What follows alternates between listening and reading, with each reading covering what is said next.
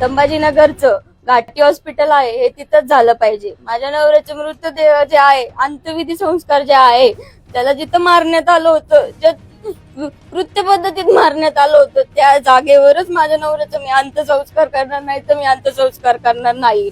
आणि आरोपींच्या घरावर जोपर्यंत बुलडोजर कारवाई होत नाही तोपर्यंत मी माझ्या नवऱ्याची बॉडी हातात घेणार नाही.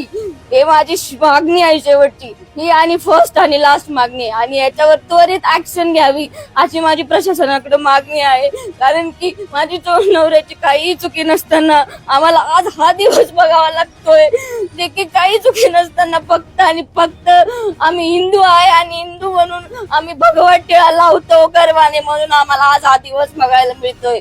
तर माझी शासनाकडे हीच मागणी आहे, जर आम्ही काही चुकीचं नसतो नाहीये तर आम्हाला आमच्या मागण्या पूर्ण करून पाहिजे, त्वरित त्वरित त्वरित.